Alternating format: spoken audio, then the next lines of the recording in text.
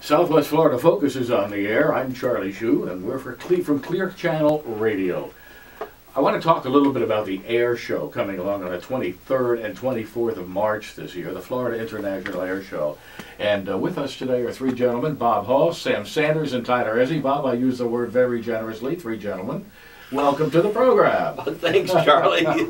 Back at you. You guys are really a lot of fun. And the air show is an awful lot of fun, too. But it benefits the community so many, many ways. It does, It Charlie. really does. It's one of the largest fundraisers for these working charities at that airport, and it really is great. Yeah, well, you know, Tyler Ezzy, who is the chairman of the board here. Tyler, you've got all kinds of things that are going on.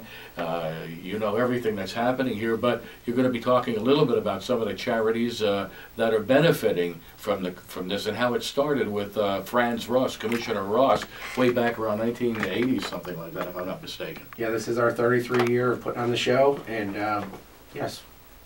That's great. What do you got going on? What are some of the charities that you've been helping or have helped in the last little while? Well, right now we have about 35 working charities, and they stretch anywhere from our local Boy Scout troops to Charlotte Warriors, both the Bandits and the the Pop Warner Punta Gorda team. Mm-hmm. Also, we have Charlotte Young Life. We have Punta Gorda, the YMCA. We have several different groups that come out. They work a long weekend, and we compensate them for their time. You know, one of the things that are very interesting, and first I want to say hi to Sam Sanders. Hi, Sam. How are you today, buddy? Good, Charlie. How about Good. yourself? Great. We're going to talk about the ground operation and different vendors and things that are happening on the ground with you when it comes up. But I wanted to come up and talk a little bit about the Friday before the show, and whoever wants to pitch in on this can.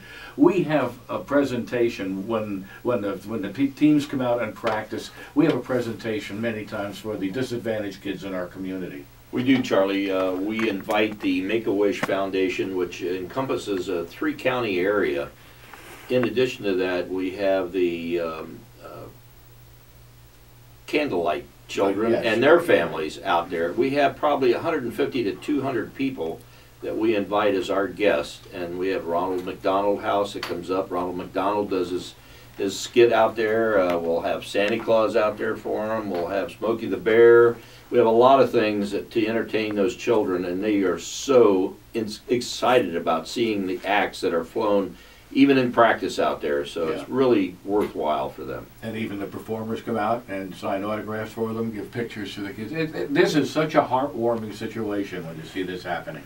And it is a great part of our air show. And actually, that's the feeling that is presented by the air show to the entire community. That very same feeling of love and togetherness works out for all of the charities that we were talking, Tyler, that you're going to be helping and representing in the community this year. Absolutely, sure does. And that's what it's all about. We get out to see a wonderful air show. We see these performers doing their talent. And then, of course, all the money, the proceeds, go back into the community right here in Charlotte County. And it's done that ever since, I think it was 1980, when Commissioner Ross decided we should have an air show. One item, let me just expand on the Candlelight organization, which is wonderful. One year, several years ago, 3 years ago, I think, I was looking back on the ramp from the tower, and I saw this whole line of Mennonite people coming across in single file to the tent with their hats and their long gowns and whatever on. And I thought, what is going on here? And I asked Bucky McQueen later on about it, and he said, Bob, these people had never been to an air show, and they brought the entire village with them, with the child that was in need to be there. Wow. It was wonderful, and they had such a great reception. Well, you know, that's Charlotte County. And that's Yes. exactly what you see here in the county. And here all of that village was there to aid and help that one child that they brought out for the air show. This is what the air show is all about. People say it's all a lot of razzmatazz, and yeah, it is. A lot of noise and wonderful air show activity and smoke and all that kind of stuff. But the benefit of it all is to benefit the community, and that is really what has been happening for 32 years. How much money have we collected over the 32 years? Right about $2.7 million now, Charlie, and yes, we are our brother's keeper, and we should remember that as we go forward in life. Certainly, which went back into the community for all it's saying. Well, Tyler, when we're getting ready for the 23rd and 24th, what are the things that are on your mind right now? Right now, I have a lot of things going on. I work with the Airport Authority staff to ensure smooth transition from air operations to air show operations. working with the sheriff's office, develop a parking plan, security plan. And also just we're thinking about a lot of unique ways to raise extra money to give back to the community. Well, yeah, and that's a very important factor because you don't want to be stagnant. You want to grow all the time with new and innovative things and ways, as you say, to get the money to give back. And when we talk about that, we can talk about Sam Sanders because he's very much involved in what goes on the ground. I guess also the static display, but which you were also involved in, Bob. But the vendors that come in and to benefit charitable people and anything that the kids can enjoy or the families can enjoy when they get to our air show. Certainly, Joe. Charlie. Sorry. Certainly, we have a tremendous amount of activities on the ground for the entire family. We have our kids area coming back again this year. The man who had the rides every year for the last 12 years has brought back a zip line again this year, and he's expanded another 100 feet or so. So we'll have an expanded zip line, and he's got inflatables and a lot of other things for kids to do in that area. And we also have the new last year was a sock'em box'em, they call it, which is the kid actually gets into a frame and boxes somebody else inside a court. It's really kind of cool. You don't hit each other, you're hitting the frames, you're hitting the machines, but it's a lot of fun. And the other one was a gyro ride that the kids really liked. And you get in it, and it's in a restrained area, and they had a lot of fun with that. So yes, the rides, the food area has always been great. We've got the 3 primary foods, which are all 3 of them are our local not-for-profits. YMCA Wiseman's Club. We got the Sunrise Kiwanis, been there for darn near ever, and then the Warriors organization, which is the local Pop Warner football organization. They're the other primary food: hamburgers, hot dogs. Specialty foods we've expanded them every year. We add some, we lose some, but you know, your standard funnel cakes, your fries, your fried clams, things like that. And I don't want to forget the novelties. Just about anything you want to buy to commemorate the air show, we have there. Wooden planes, blow-up planes, anything you would want. Also, our souvenir T-shirts will be on sale there too. Yeah, and it really is great. The Kiwanis clubs, the Rotary clubs, many of the service clubs are taking part in these.